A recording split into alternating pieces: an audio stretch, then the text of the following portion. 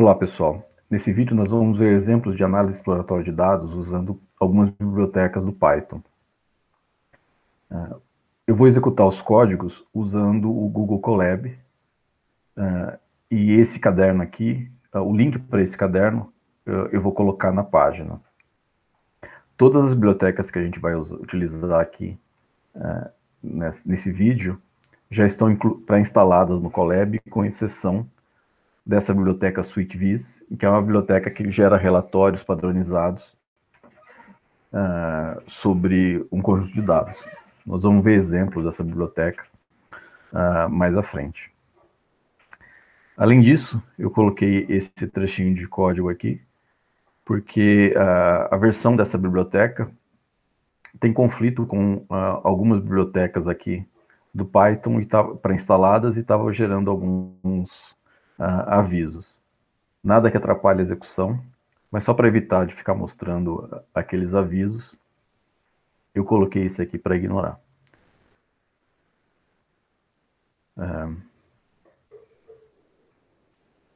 Então, essa célula aqui mostra um exemplo de como que vocês podem instalar bibliotecas que não estão presentes no Google Colab. Esse aqui seria o comando que você executaria para instalar um pacote Python, usando o gerenciador de pacote pip. E aqui no Google Colab, a gente pode instalar usando o ponto de exclamação. Para quem não conhece, Python é uma linguagem de programação de alto nível que pode ser realizada para várias tarefas.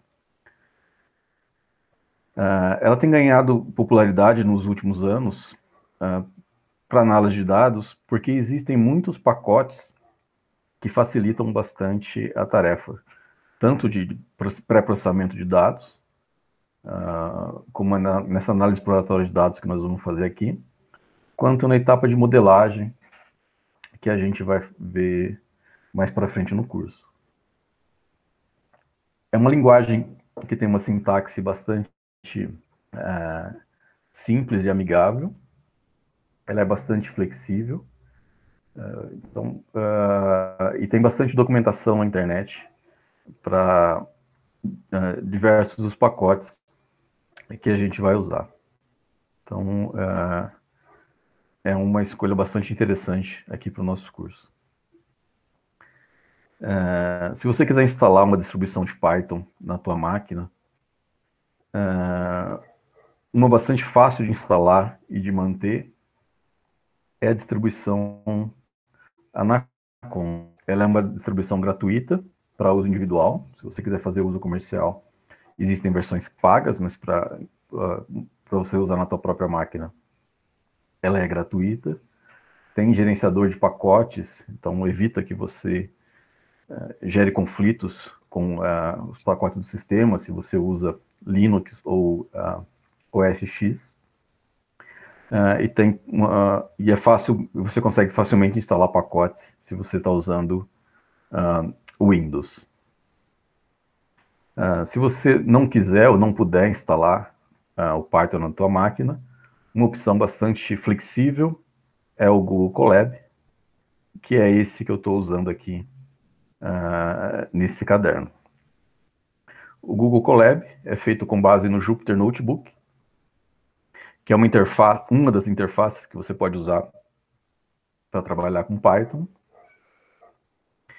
em que você tem células que você pode executar, como essa daqui que eu instalei o pacote, e células que você pode acrescentar texto, como essa daqui que eu coloquei. Então, acaba sendo uma ferramenta bastante útil para documentar processos. E além disso, hoje a gente vai usar a biblioteca Pandas, além das bibliotecas, de outras bibliotecas de visualização, que eu vou falar um pouquinho mais para frente, que é uma biblioteca bastante útil para manipulação de dados.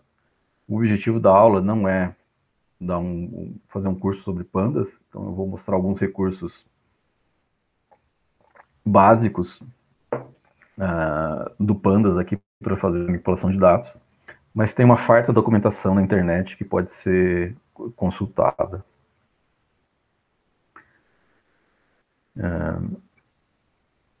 Então aqui tem as bibliotecas que a gente vai usar, como eu falei, o Pandas, para fazer o carregamento e a manipulação de dados. Aqui eu estou importando a biblioteca. Para quem não conhece a sintaxe, aqui eu estou importando a biblioteca e eu vou utilizar as funções dessa biblioteca dentro do meu programa com um apelido. Então eu vou me referenciar dentro do meu programa, dentro do meu notebook aqui, como a biblioteca Pandas com um apelido PD, para ficar mais compacto. É uma maneira bastante utilizada para se usar a biblioteca. Eu vou usar também a biblioteca SuiteVis, que é aquela que a gente instalou aqui em cima, que é uma ferramenta para fazer análise exploratória de dados, que gera alguns relatórios padronizados. A gente vai ver alguns exemplos mais para frente. A principal vantagem dela é gerar um relatório padronizado com poucas linhas de código. A gente conseguiria gerar os mesmos relatórios usando pandas e outras ferramentas de plotagem, mas ela é relativamente simples de usar e gera bastante informação interessante. Uma desvantagem é que ela é padronizada, né? Então o relatório é padrão, então se você quiser fazer algum gráfico diferente, gerar alguma análise diferente, você não conseguiria fazer usando essa biblioteca. Eu vou usar também aqui a biblioteca Seaborn e a biblioteca Matplotlib para fazer gráficos. Seaborn é baseada no Matplotlib e gera gráficos para... ela basicamente gera alguns gráficos padronizados para fazer análise de dados em cima da biblioteca Matplotlib. E a biblioteca NumPy e SciPy para fazer processamento matemático. Particularmente a biblioteca SciPy, eu vou usar aqui uma implementação da função normal, que é aquela que a gente viu em aula. Então vou carregar aqui as bibliotecas.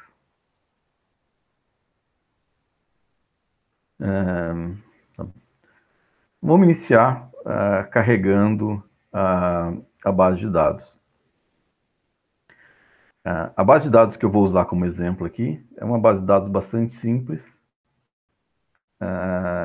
e ela se refere ao pagamento de contas em um restaurante. Ela tem 6 atributos: o total da conta, quanto que foi a gorjeta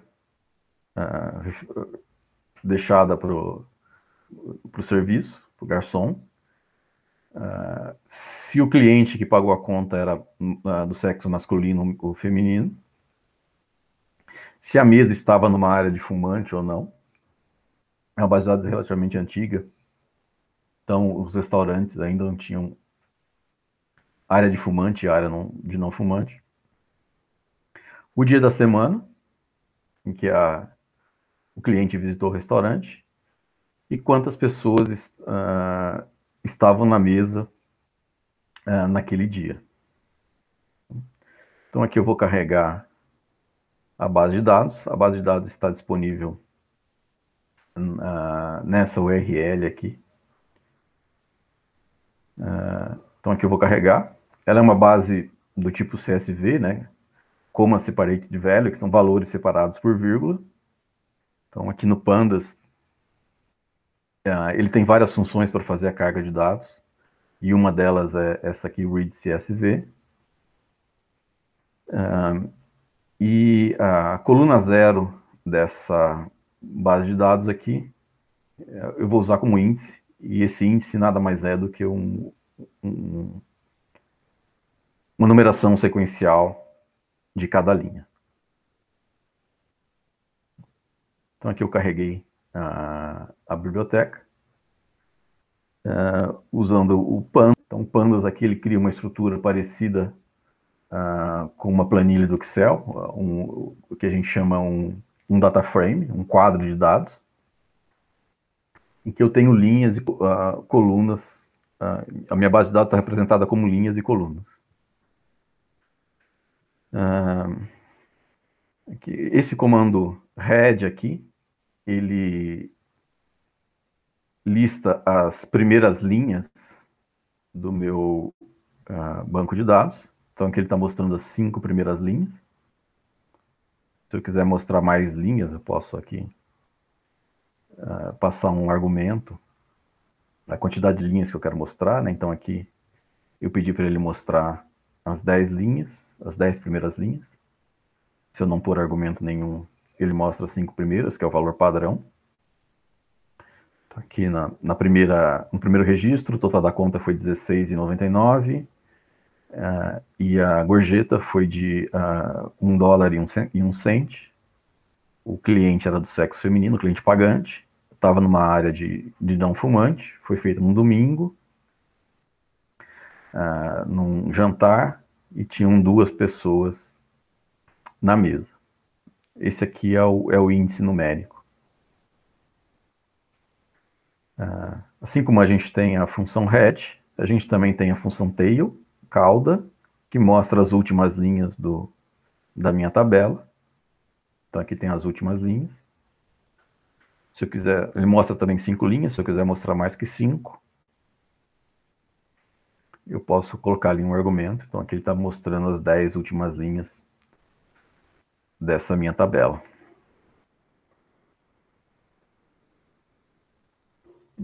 Além de head e tail, que mostra as primeiras linhas e as últimas linhas, eu tenho também a sample, que mostra linhas aleatoriamente escolhidas do meu banco de dados. Então aqui eu estou pedindo para ele mostrar aleatoriamente 10 linhas,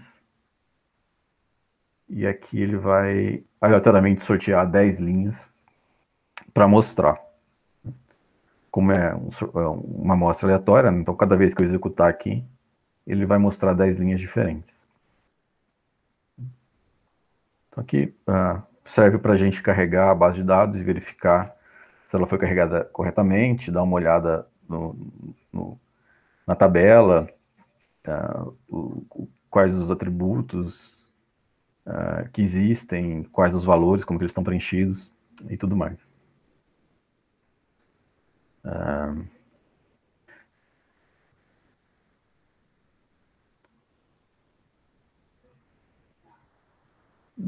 Duas outras funções bastante úteis para a gente extrair informações da tabela são a função info, que é essa daqui, que dá algumas informações sobre o tipo de dados de cada uma das colunas. Então aqui eu tenho 7 colunas, né? Total da conta, qual que foi a gorjeta, o sexo, se é área de fumante ou não, o dia, o período, se é no almoço ou no jantar, e o tamanho da mesa. E aqui o total da conta e a gorjeta são do tipo float, então valores numéricos. Sex, smoker day e time são do tipo objeto, então são categorias aqui no caso, né? São bases de dados categóricas, são variáveis categóricas. E a variável tamanho é do tipo inteira.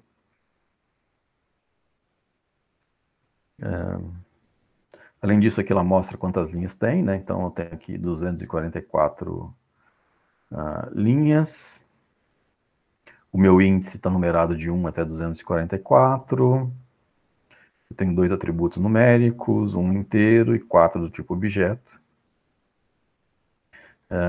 Aqui ela mostra o tipo interno, né, o tipo que é usado internamente pela biblioteca, e aqui quanta memória ela está usando. Então, estou usando aqui 15 KB para armazenar essa tabela. Uma outra função bastante útil para descrever o banco de dados, ou para ter uma ideia do que tem do banco de dados, é a função describe. Essa função describe, ela mostra várias estatísticas descritivas de uma base de dados em uma única chamada. Então aqui eu tenho a contagem, né, quantos registros, quantas linhas eu tenho para cada uma dessas colunas. E ela mostra essas estatísticas descritivas só das variáveis numéricas. Então, só da total bill e tip, que são do tipo float, e size, que é do tipo inteiro. Então, além da contagem, quantas linhas tem, qual que é a média. Então, a média de gastos da total, a média da gorjeta, a média do tamanho da mesa, o desvio padrão dessas três variáveis, qual que é o valor mínimo. Então, a conta mínima foi 3, a gorjeta mínima foi 1, o número mínimo de pessoas da mesa foi 1. Os quartis, o primeiro quartil, né, o 25% da distribuição, a mediana, o segundo quartil, mediana aí, ó, os 50% aqui são a mesma coisa, né? Então a metade o valor que está na posição intermediária da lista ordenada. O terceiro quartil é o cara que está lá no 75% na posição 3/4 da lista. E o valor máximo. Aquelas estatísticas descritivas que a gente conversou em vídeos passados.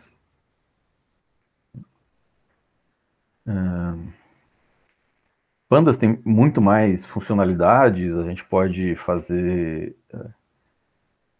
agrupar a base, calcular, criar novos atributos, enfim, tem diversas outras funcionalidades, mas aqui o foco não é exaurir a biblioteca Pandas, mas só dar uma ideia de algumas funcionalidades básicas. Então, além dessas estatísticas descritivas, eu vou criar também alguns gráficos aqui, a título de ilustração, utilizando essa coluna aqui, a coluna total bill, é o valor da conta. Para facilitar, eu estou armazenando aqui nessa variável total bill os valores dessa coluna. Então, eu peguei aqui na coluna, na base de dados tips, a coluna total bill, e estou referenciando essa coluna como sendo essa variável. E estou utilizando aqui a função distplot da biblioteca Seaborn. É bastante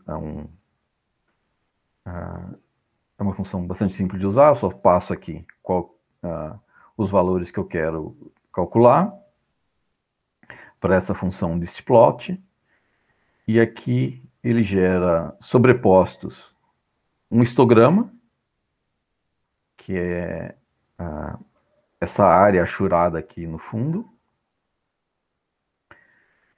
e esse gráfico com estimativa de densidade. Esse gráfico de estimativa de densidade é um que utiliza uma estimativa não paramétrica, usando o kernel gaussiano, que a gente conversou brevemente no final do vídeo passado. Então, olhando esse gráfico aqui, a gente vê que tem uma cauda aqui, né, à direita. Essa distribuição ela não está uniforme. Então, aqui tem essa cauda à direita, Então, tem aqui contas mais altas. Então,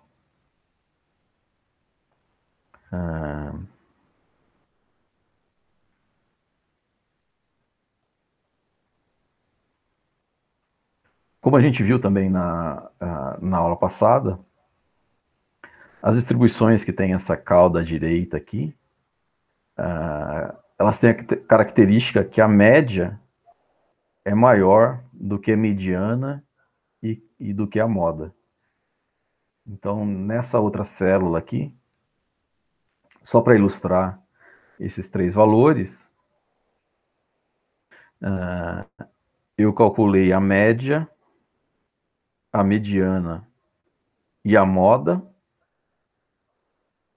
dessa coluna, a total bill, e destaquei aqui nesse gráfico esses três valores. Então, aqui em vermelho está a média, em azul a mediana e em verde a moda. Detalhezinho aqui, como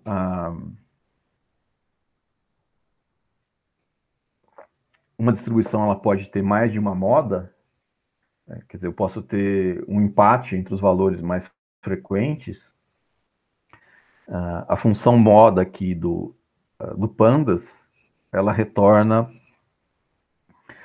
um vetor de modas. No caso aqui, esse vetor só tem uma posição, mas como ele retorna um vetor unitário aqui no caso, eu precisei pegar o primeiro valor aqui, que nesse caso seria o único, para poder mostrar.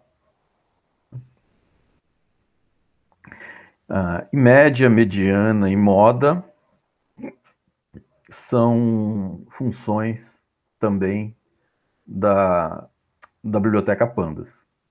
Aqui eu estou calculando esses valores usando só uma coluna, mas eu poderia, por exemplo,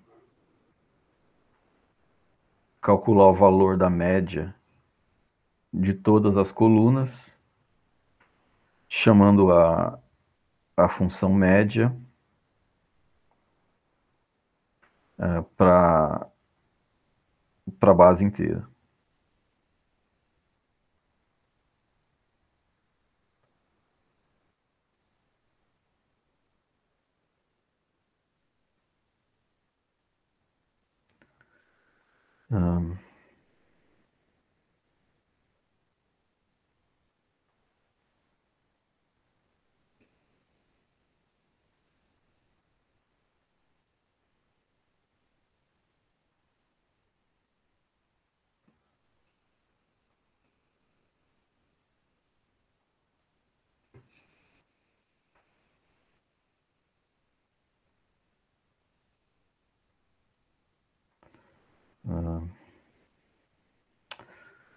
Eu vou precisar carregar aqui de novo, porque como eu fiquei um tempinho sem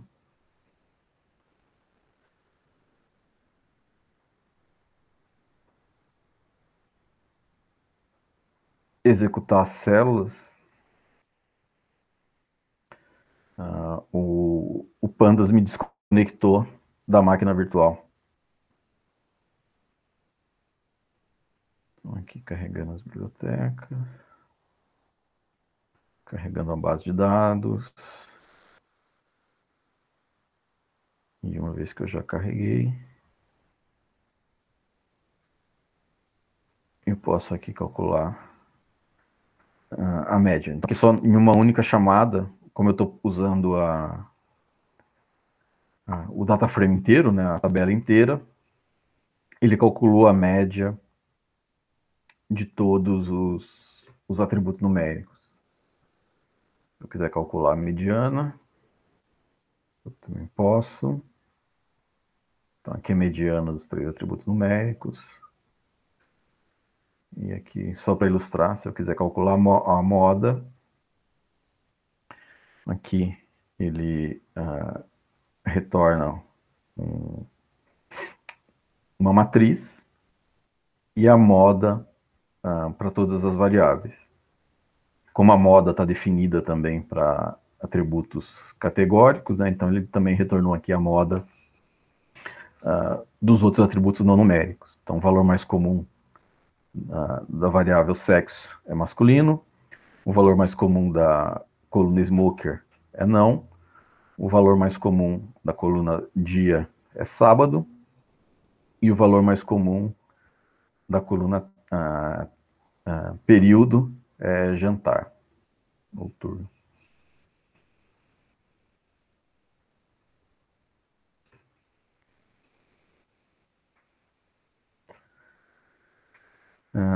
A título de comparação, eu vou comparar aqui essa estimativa de densidade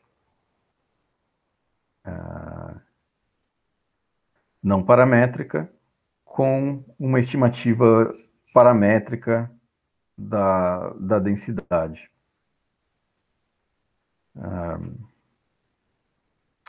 Então, como a gente viu lá na aula passada,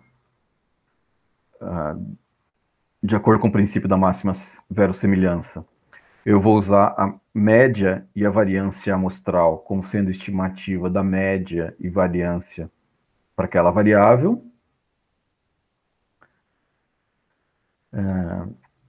E aí eu vou usar aqui a função que calcula a densidade de probabilidade da normal. Basicamente, ele vai calcular a função normal para todos os pontos, usando esses parâmetros da biblioteca SciPy, que eu carreguei lá em cima. Aí aqui eu só defini a faixa de valores, então vou calcular do menos 5 até o 60, só para ficar compatível aqui com os valores que estavam aqui no gráfico, então de menos 5 até 60. E vou usar o Matplotlib para... então aqui ele calcula qual que é a densidade para essa faixa de valores, usando a média amostral e o desvio padrão amostral. Armazena aqui nessa variável y, e aqui eu pedi para fazer o plot dessa variável para a gente comparar com o gráfico de distribuição de densidade não paramétrica que foi criado usando o distplot. Então aqui está o resultado. Em azul é o meu estimador paramétrico, a minha estimativa paramétrica da densidade. E aqui é o estimador não paramétrico, usando o kernel gaussiano. Então a gente vê aqui uma diferença entre essas duas estimativas, né? Aqui o estimador paramétrico, esse formato regular aqui, característico da normal. O não paramétrico, ele captura aqui a cauda. A estimativa paramétrica tem alguns valores aqui maiores nessa região, e ele falha aqui na cauda, e ele estima também valores maiores aqui nessa região.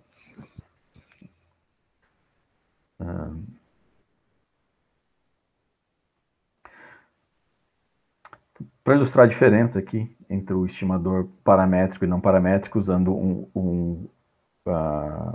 uma base de dados real. Por que é importante assim entender um pouco essa diferença? Tem vários algoritmos, por exemplo, o algoritmo Naive Bayes, que a gente vai estudar ele mais para frente no curso. Quando ele tem uma variável numérica, o padrão dele é assumir essa distribuição aqui, uma distribuição, ele usa uma estimativa paramétrica usando uma função gaussiana, uma função normal. Então, eventualmente eu posso ter que configurar lá alguma variável diferente, ou pedir para ele, se a implementação permitir, pedir para usar alguma estimativa não paramétrica, para tentar ter uma estimativa mais realista, ou mais verossímil com os dados, comparado com o valor padrão, que é uma estimativa com base na função normal. Aqui só para ver a diferença.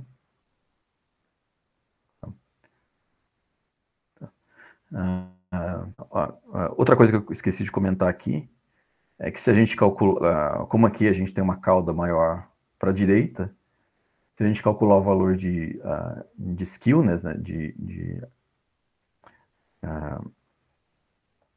uniformidade da distribuição, então, o valor de skewness vai dar um valor maior que 1, porque ele tem aqui essa cauda para a direita. Então, aqui, indicando, depois da hora que a gente for usar a biblioteca SweetVis, ela calcula esse valor de skewness para a gente. Eu acho que eu posso calcular aqui também. Deixa eu criar uma célula nova aqui.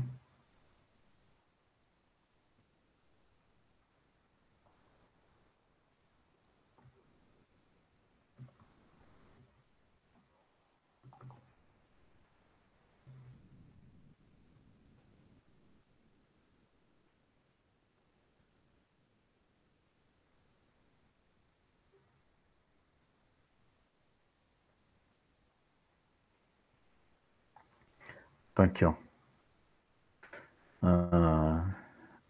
Como esperado, então o valor do achatamento, skewness aqui, dessa distribuição, é um valor maior que 1, indicando que tem uma cauda à direita.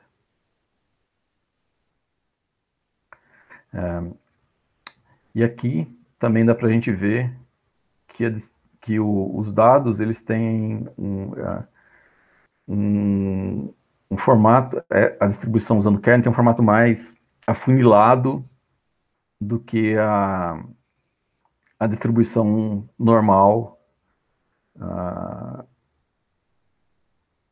distribuição paramétrica normal. Então, o valor de curtose aqui também deve ser um valor positivo.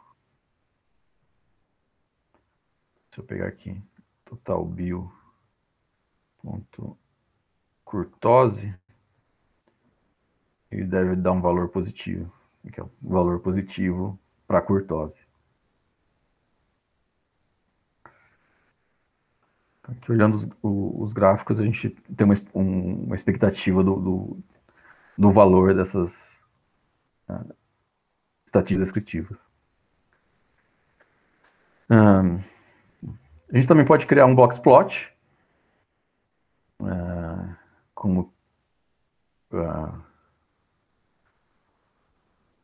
como que foi feito aqui, né? E como a gente viu também na aula, aquelas estatísticas descritivas, elas estão associadas ao box plot. Então aqui é o limite inferior, aqui é o primeiro quartil, segundo quartil, terceiro quartil, e aqui é o limite superior. E esse limite inferior aqui é o primeiro quartil menos 1,5 vezes a diferença entre os quartis aqui.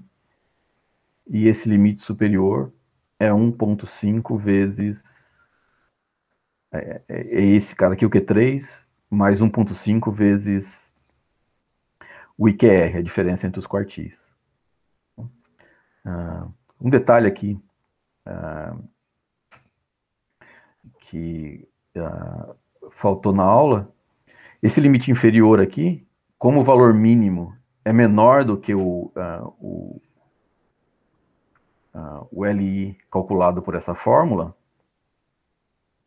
então aqui no boxplot acaba aparecendo o valor mínimo, ao invés de aparecer esse valor aqui de LI.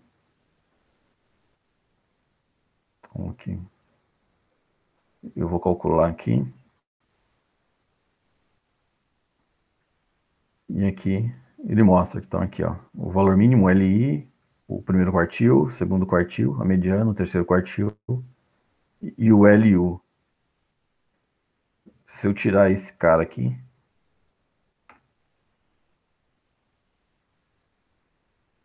e pedir para desenhar,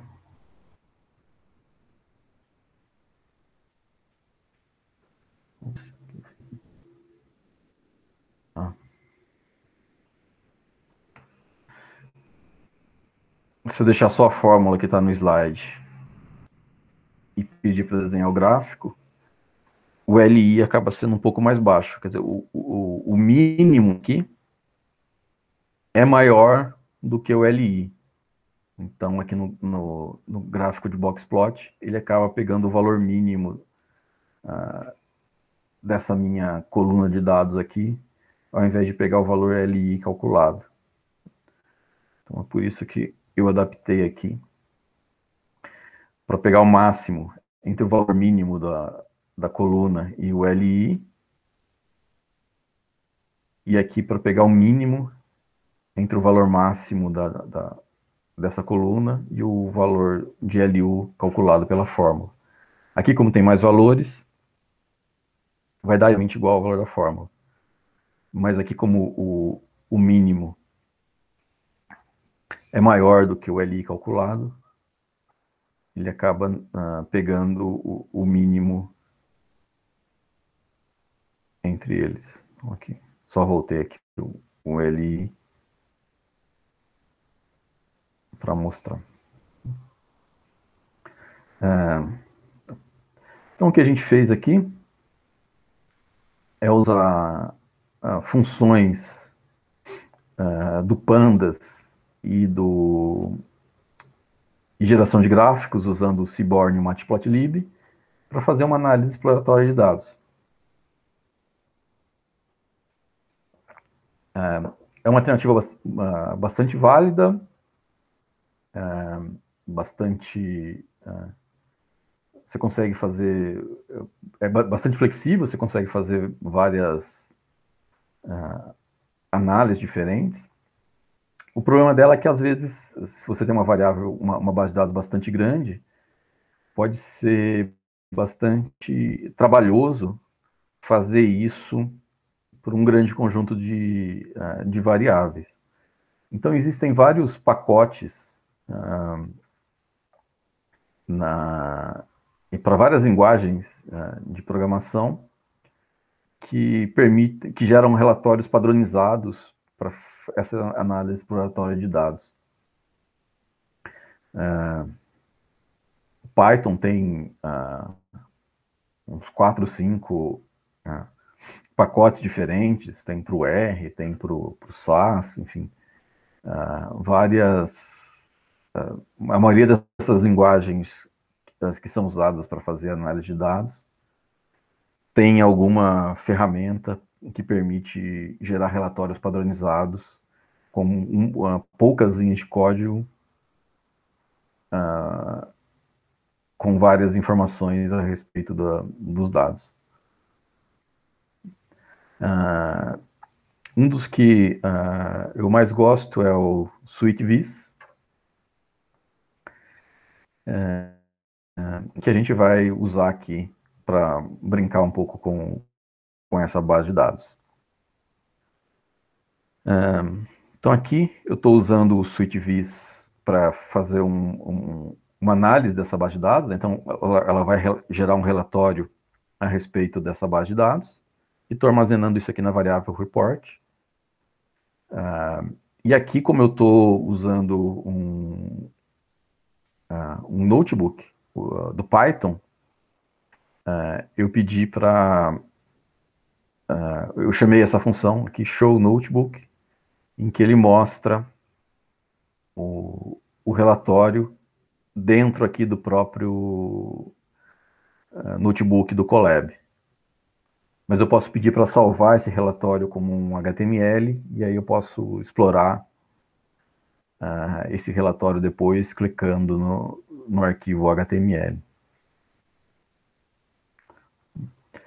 Então aqui ele está mostrando esse relatório, então que ele mostra algumas estatísticas sobre a base de dados, tem 244 linhas, tem uma linha duplicada, 107 KB de RAM, 7 atributos, 5 categóricos, 2 numéricos, nenhum textual. E aí, para cada variável, ele mostra um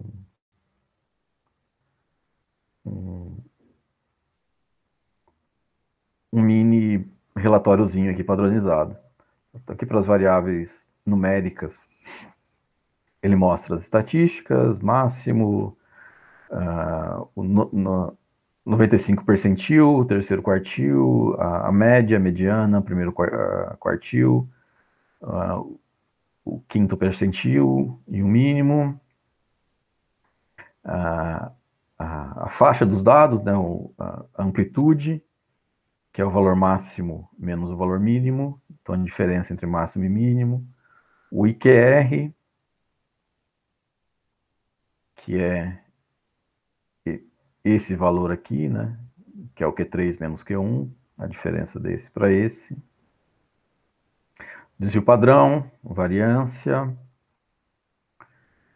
a kurtose, a skewness e a soma dos valores.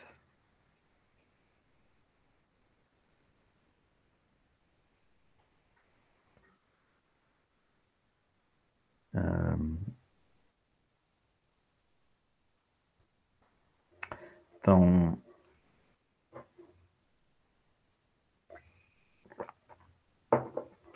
e ele mostra aqui também um histogramazinho com a distribuição dessa variável. Se eu clicar aqui, ele expande. Então aqui ele mostra o histograma maior. Eu posso aumentar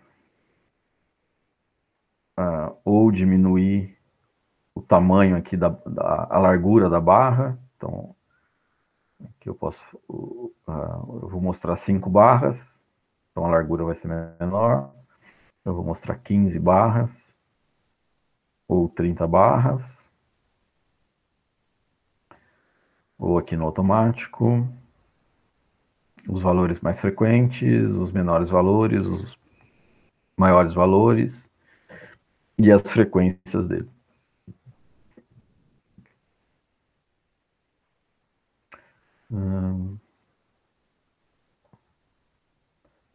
Ele mostra aqui também a correlação com outras variáveis, que é um aspecto que a gente vai discutir nas próximas aulas. E também aqui tem um sumário da correlação entre as variáveis, que a gente vai discutir também um pouquinho nas próximas aulas. E aí a mesma coisa para as outras variáveis, a variável numérica é bem parecida. E a variável categórica, ele mostra aqui um gráfico de barras com a frequência, então mais de 60% é masculino e menos de 40% é feminino.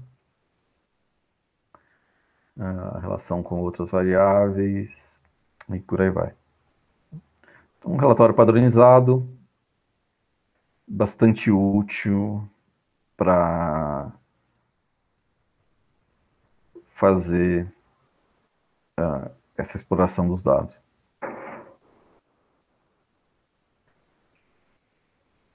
Uma outra coisa que dá para fazer é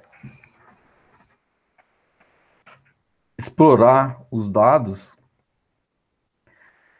gerando divisões entre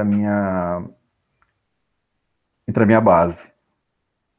Então aqui eu quero, por exemplo, particionar essa base de dados entre fumantes e não fumantes para comparar o comportamento dessas duas variáveis. Então aqui eu estou usando essa função que compara, ao invés de simplesmente a função de análise.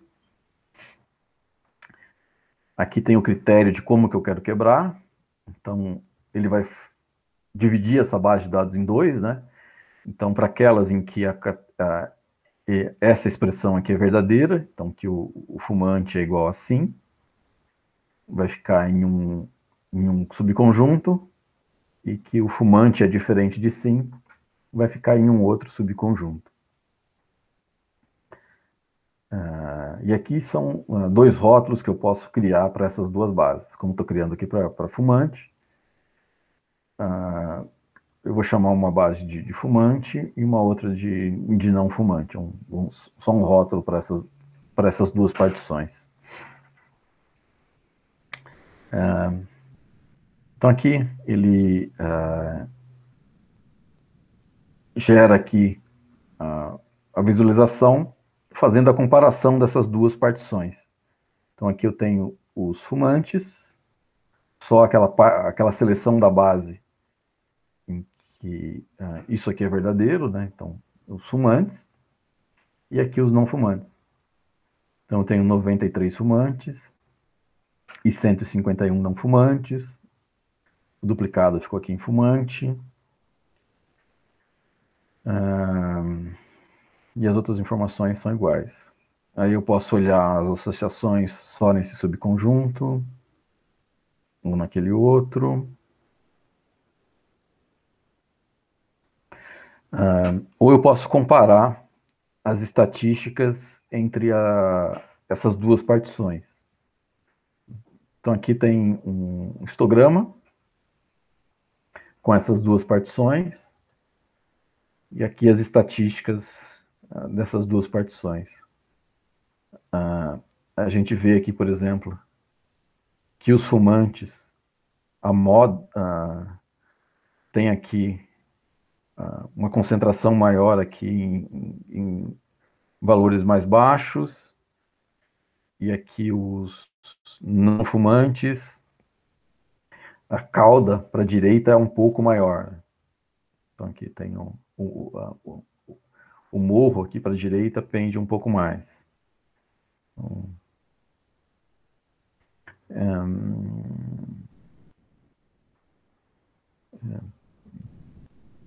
em comparação aqui, um fumante gastou mais, o máximo que um fumante gastou foi maior do que um não fumante.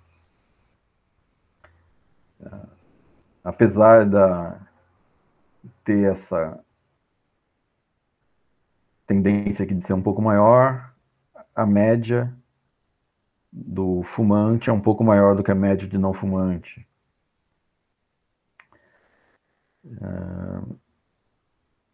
E por aí vai. Mas aqui, por exemplo, a gente vê que tem uma maior variabilidade entre os fumantes do que os não fumantes. Aqui, o desvio padrão é maior aqui do que aqui.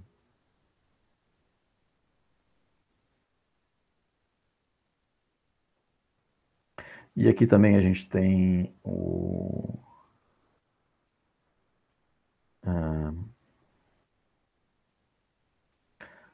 uma análise parecida com relação à variável gorjeta.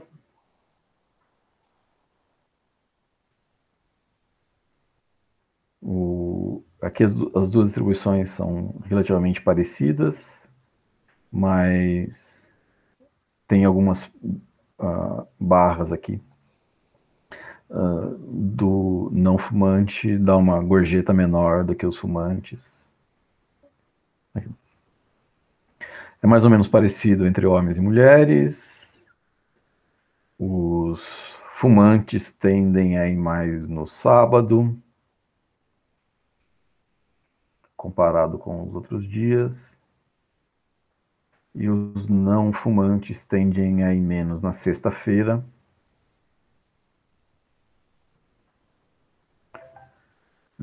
É parecido aqui entre almoço e jantar. E os grupos também são relativamente parecidos, fumantes.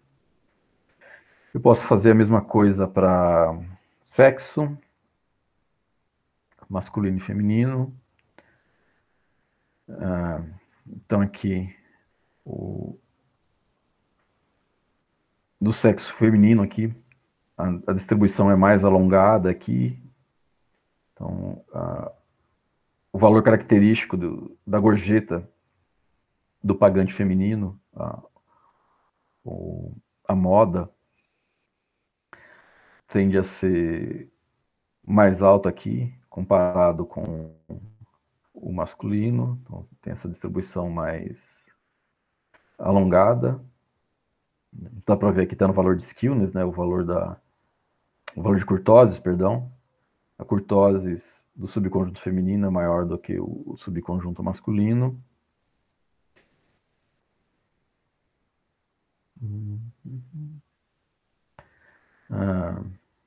O valor médio aqui que o masculino paga é um pouco maior do que o valor médio do que o sexo feminino paga na conta. A mesma coisa aqui para gorjeta e por aí vai. A gente vê aqui que, comparado com homens, tem uma maior chance de mulheres, um maior número de mulheres na sexta-feira e tem um maior número de mulheres no almoço do que no jantar comparado com homens.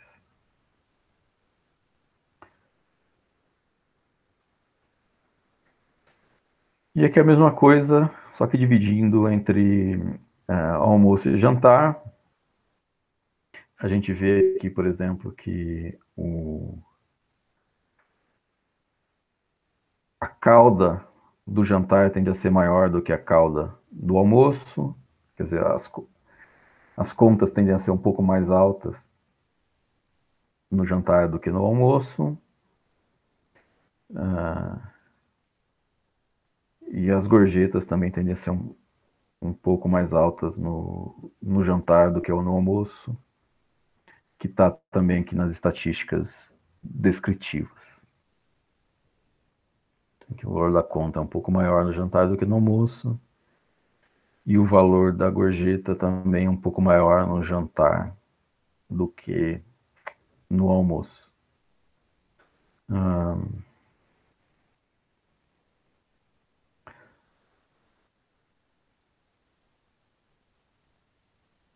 As mulheres vão mais para o almoço e os homens vão mais para o jantar.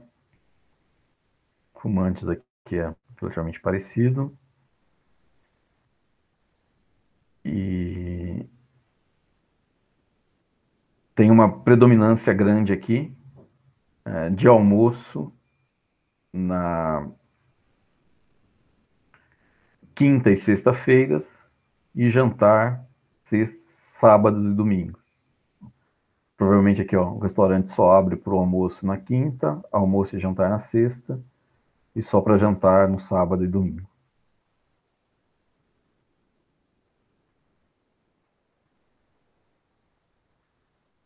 E tem uma tendência da gente ter menos gente, mesas com 2 pessoas, no almoço, comparado com o jantar. Então, enfim. É um relatório, apesar de ser um relatório padrão, tem bastante informação que a gente consegue explorar aqui do banco de dados de uma maneira bastante simples, com só uma linha de código.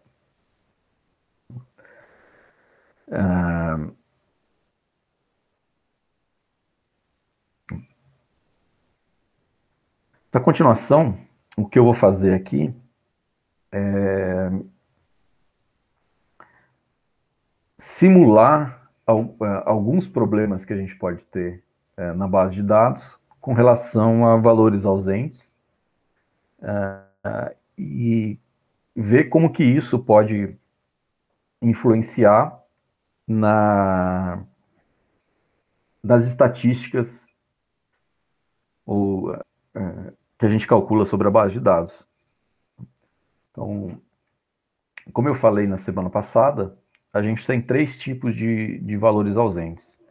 Aqueles valores ausentes completamente aleatórios, que no nosso caso aqui seria um valor aleatório que eu esqueci de anotar o, o total, as informações de um atendimento, e esse esquecimento não tem nenhuma razão, simplesmente eu perdi o registro por algum motivo, não foi anotado. Tem a situação em que o valor ausente depende de alguma outra variável que não aquela em que ocorre a ausência. E a gente vai simular aqui no nosso caso. Deixa eu confirmar aqui. Simulando que se o cliente é fumante, tem uma maior chance daquilo ali ser um valor ausente. Tá. Por exemplo, o restaurante tinha duas áreas, fumantes e não fumantes. A área de não fumante ficava mais longe e aí tinha uma chance maior do registro com relação à mesa do fumante se perder, comparado com a parte do salão referente à parte do restaurante onde estavam os não fumantes. Então, o fato de eu perder um registro ou perder informação, aqui a gente vai simular a perda da informação do total da conta e do total de gorjeta, dependendo do fato da mesa do cliente estar numa área de fumante ou não fumante. E a terceira simulação que a gente vai fazer é quando o valor ausente depende da própria variável. No caso aqui, eu vou simular a situação em que o valor ausente depende do valor da gorjeta. Quanto maior a gorjeta, maior a chance daquele valor ser ausente. Sei lá.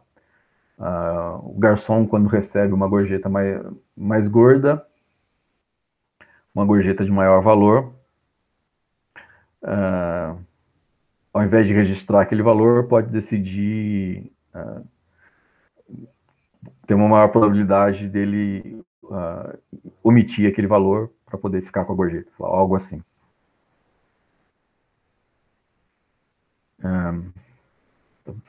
Então, vou começar fazendo uma cópia do meu banco de dados. E eu vou começar pelo caso em que o valor ausente é completamente aleatório, não depende de nenhum outro fator. Então, estou usando essa função aqui do Python para aleatoriamente sortear 20% do tamanho da minha base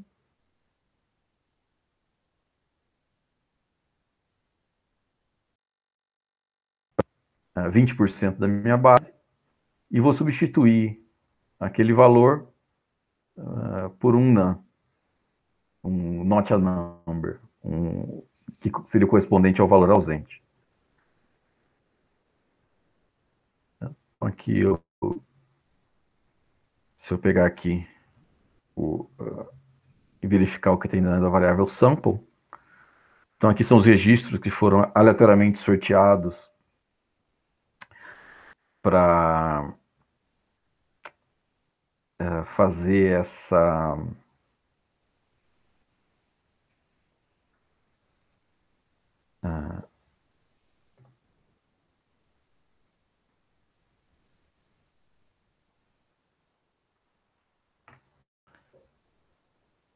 fazer essa simulação. E se eu pegar aqui, por exemplo, um desses registros,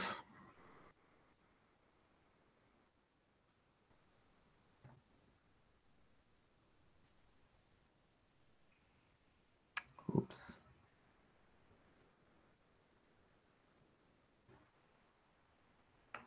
e for olhar o conteúdo dele, eu vou ver aqui, ó, que o valor total da conta e o valor da gorjeta foram substituídos por NaN.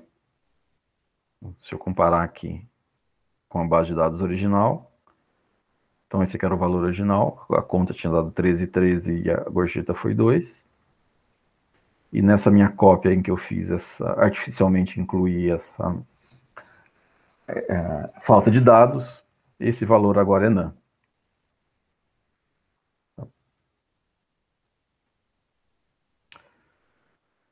Então, agora eu vou comparar esses dois conjuntos de dados, o original, que está todo preenchido, e esse que eu artificialmente aqui incluí alguns valores ausentes para a gente tentar entender um pouco o efeito desses mecanismos. Então aqui ele está gerando o relatório.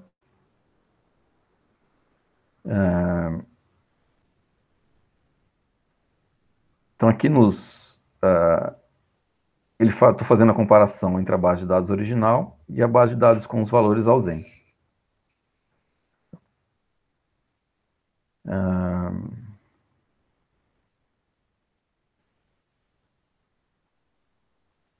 Apesar do gráfico aqui ser tá um pouco diferente, se a gente olhar as estatísticas, a gente vai ver que as duas são bastante parecidas. Então aqui ó, o máximo é igual, não removi o máximo, o 95º percentil é o mesmo, o terceiro quartil é bem parecido, a média também é bem parecida, a mediana é um pouco maior aqui, mas também é parecida, o primeiro quartil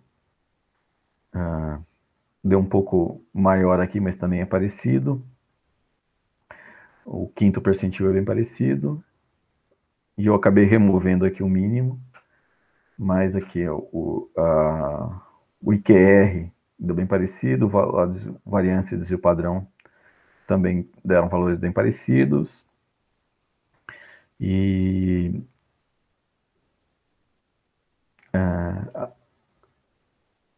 se eu for olhar aqui também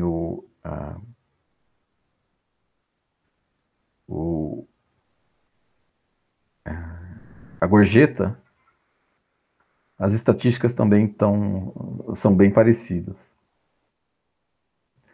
A moral da história aqui é que, se a gente for olhar as variáveis categóricas também, aqui, ó, sexo é bem parecido, fumante também, o dia da semana também, o período também, e o tamanho das mesas também é bem parecido. O recado aqui é que esse mecanismo de ausência de dados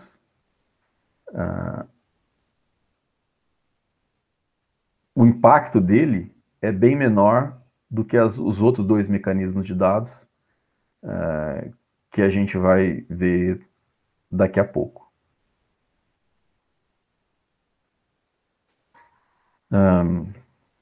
Duas maneiras comuns de lidar com esses dados ausentes, esses dados faltantes, são ou remover esses valores ou substituir pela média. Eu vou simular esses dois casos aqui para a gente dar uma olhada nesses métodos. Então aqui no Pandas tem essa função aqui drop_NA que apaga linhas que tem algum valor ausente. Então aqui se eu apagar essas duas linhas e gerar esse gráfico de comparativo.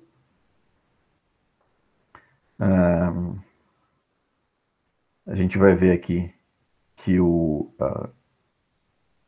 conjunto de dados removido ele tem menos registros do que o original, porque a gente apagou as linhas que tem algum valor ausente. Mas, em geral, as estatísticas são relativamente parecidas. Como a nossa base de dados é pequena, e ele sempre tem a chance aqui de, sei lá, remover aqui um mínimo, ou remover um valor máximo, algumas delas pode dar uma variação maior, mas se a gente tivesse uma base de dados maior, provavelmente as diferenças seriam menores ainda.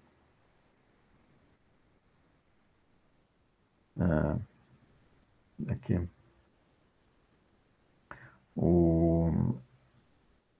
Então, aqui tanto o total quanto a gorjeta tem distribuições relativamente parecidas. E as variáveis categóricas também têm valores relativamente parecidos.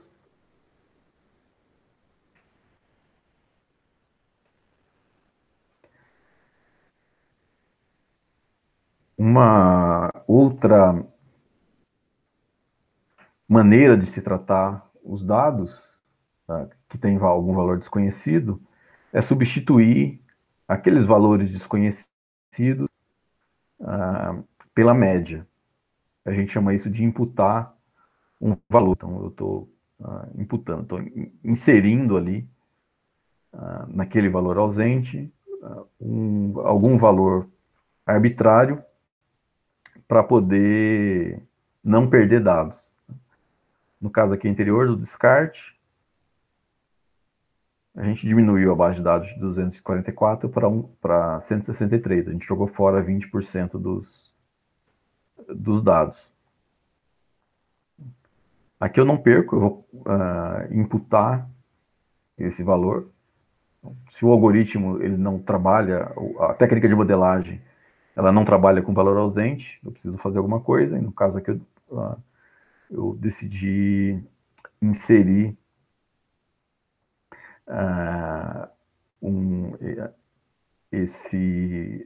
esse valor. O que acontece aqui? Se a gente comparar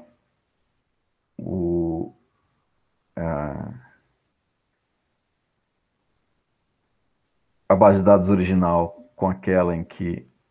Ops, deixa eu trocar o nome aqui. Imputado.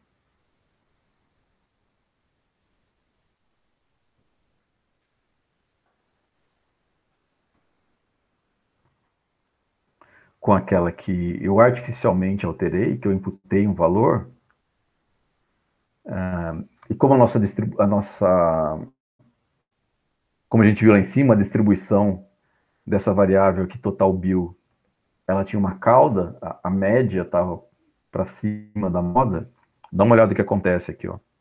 A gente artificialmente inflou, a gente diminuiu a cauda aqui e artificialmente cresceu aqui o valor da moda, o valor da média, a região, a barra perto aqui do valor da média. Então, aqui,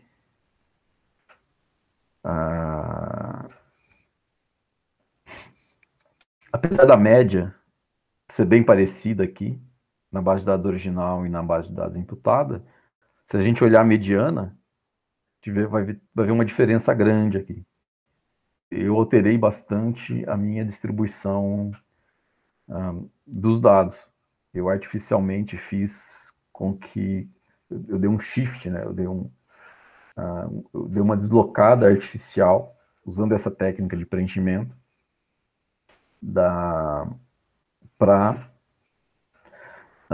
mais perto da média, tanto aqui quanto aqui, tanto na conta total quanto na gorjeta. Como eu sei que a minha variável ela tem uma cauda grande, ela não é uniforme dos dois lados, eu poderia, por exemplo, ao invés de substituir pela, pela média, fazer uma substituição pela mediana, na expectativa de tentar não influenciar tanto no, na, na distribuição dos meus dados.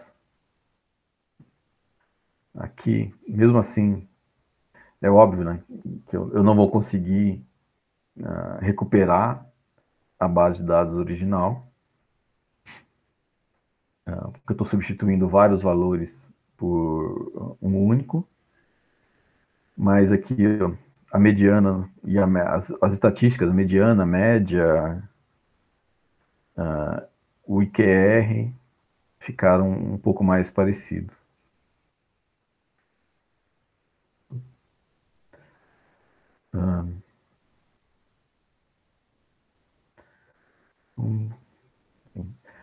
Só para a gente entender, tem diversas dessas técnicas que tentam fazer coisas automáticas, mas é importante a gente tentar entender o que tem por trás, né? Então,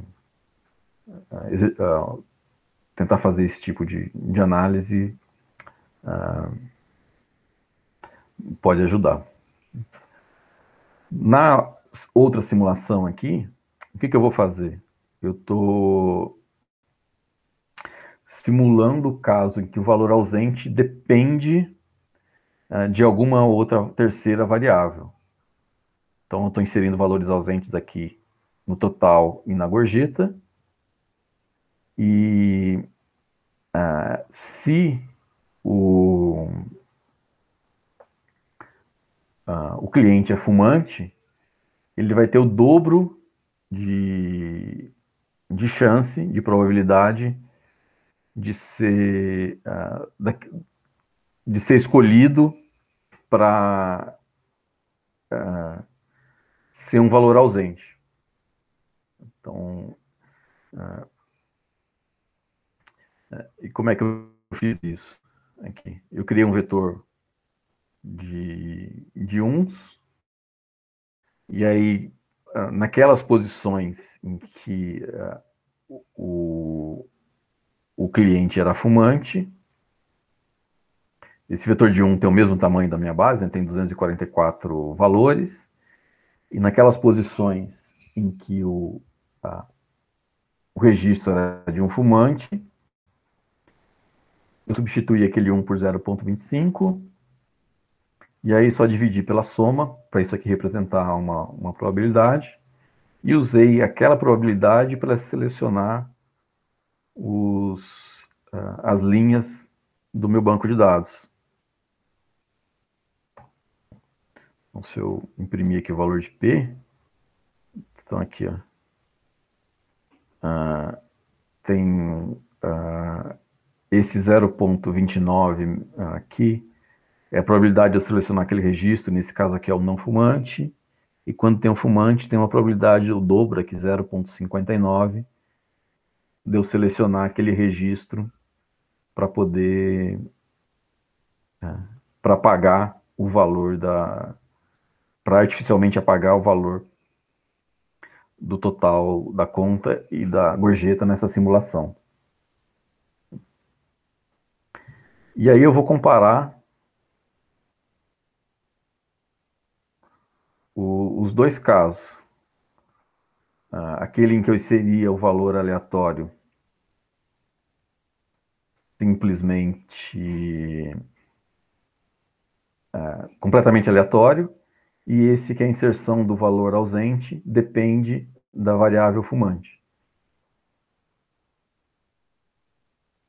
E eu estou comparando aqui as duas bases que têm buracos, que têm esses valores ausentes.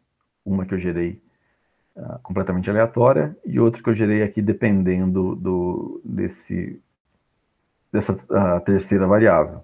No primeiro caso a gente chama de mcar, e aqui a gente chama de mar.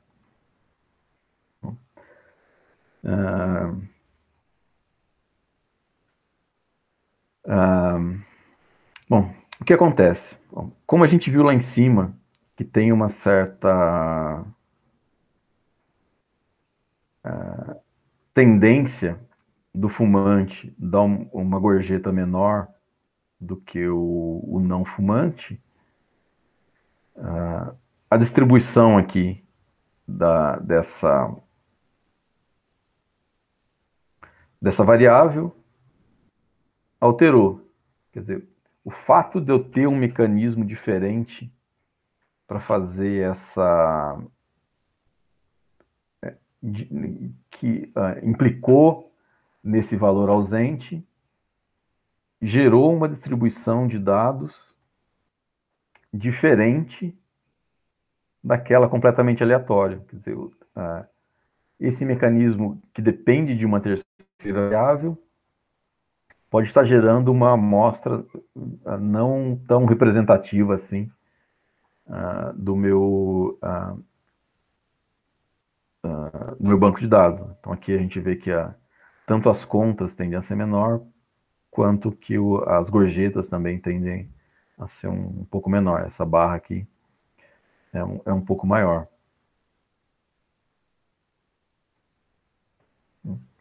Então aqui eu estou comparando os diferentes tratamentos. É aquele que eu removo as linhas. Então aqui quando eu removo as linhas, a gente vai ver aqui uma diferença maior aqui, né? Então aqui na variável fumante, então eu vou ter bem menos fumantes aqui, porque aquele mecanismo de geração de dados de valores ausentes dependia do valor fumante. Quando eu apaguei, quando eu removi esses caras, eu acabei removendo mais fumantes da minha base de dados.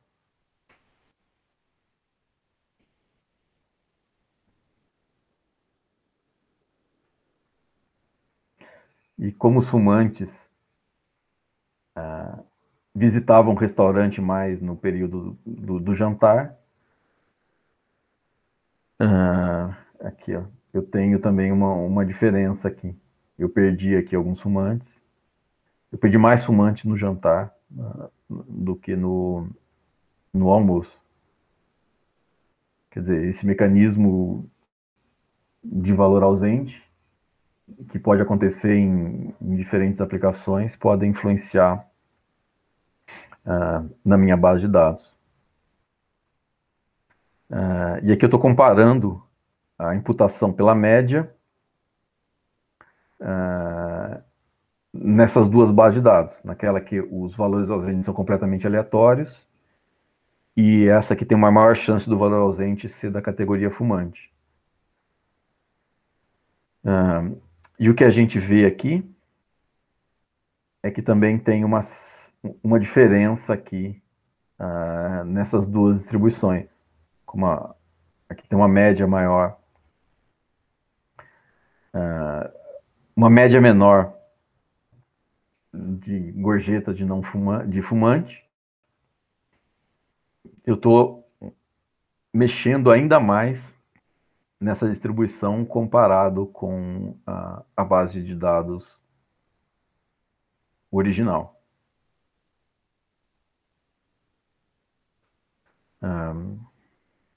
E o terceiro mecanismo é aquele em que o valor ausente depende da própria variável em que aquela ausência está acontecendo. E no caso aqui, eu estou simulando a ideia de que quanto maior é a gorjeta, maior é a probabilidade de eu ter um valor ausente. Tem uma relação, nessa simulação aqui, tem uma relação linear entre o valor da gorjeta e a probabilidade de, de eu ter um valor ausente. Então, aqui, se a gente olhar aqui esse vetor de probabilidades, eu vou ter aqui valores bem diferentes. E quanto maior foi o valor da gorjeta, maior é a probabilidade daquele registro ser escolhido para eu fazer essa remoção, para eu inserir esse valor ausente. E aqui eu vou comparar esses dois casos. Então, estou comparando o caso em que o valor da ausência é completamente aleatório e esse com o valor da ausência depende da própria variável, depende do valor da gorjeta. E aí o que a gente vê aqui também são distribuições bem diferentes. Se a gente olhar as estatísticas aqui do valor da gorjeta, a gente vai ter bem mais valores bem menores aqui dessas estatísticas, quer dizer, puxando a distribuição mais para cá, né? Mas a distribuição, como eu estou removendo, eu estou excluindo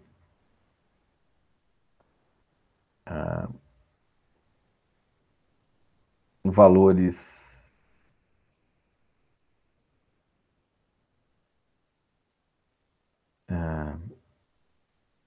com base no valor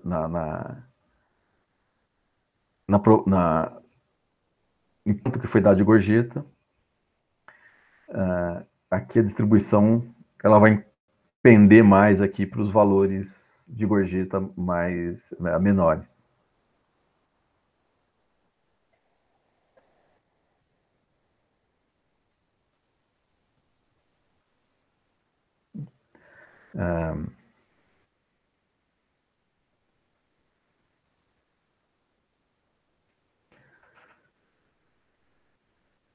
E esse caso aqui é o bem mais problemático para a gente tentar tratar. Porque se eu for tentar tratar aqui usando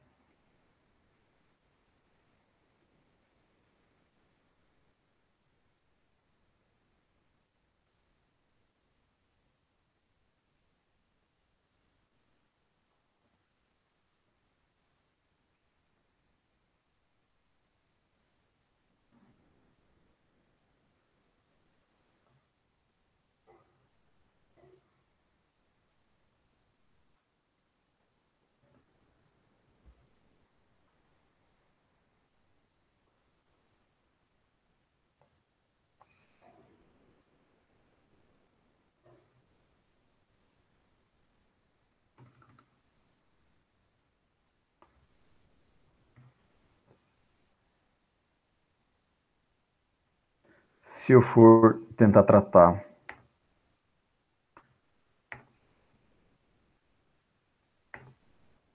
imputando pela média, como a média está relacionada ao valor, ao próprio valor da variável,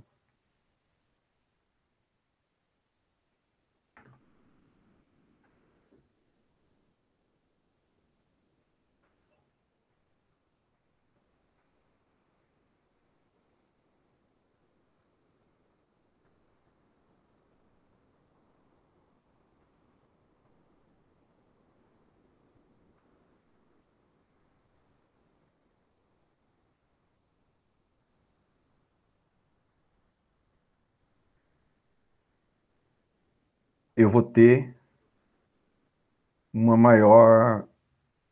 alteração bem maior aqui no, na minha distribuição original. Se a gente ver aqui, eu reduzi bastante como eu estou fazendo a imputação pela média, e essa média tende a ser a menor aqui, porque os valores maiores acabaram sendo trocados por valores ausentes, e esses valores ausentes acabaram virando a média com base no que restou. Essa minha distribuição aqui, essa cauda vai diminuir, porque eu vou ter bem menos valores aqui, e ela vai aumentar aqui. Então,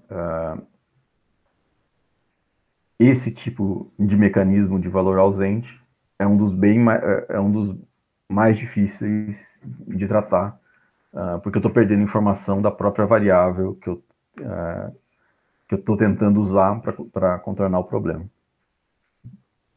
Bom, então resumindo aqui, nesse vídeo a gente usou o Python para fazer análise exploratória de dados, usando várias bibliotecas do Python, como Pandas, Matplotlib e o Seaborn. Essa biblioteca SweetVis, que gera relatórios padronizados. A gente também simulou cenários em que tem ausência de valores nos dados, tentando relacionar isso com com as características que a gente mede dos dados, com as estatísticas descritivas, para tentar entender como que os diferentes mecanismos que podem gerar esses valores de ausência pode influenciar na qualidade dos dados.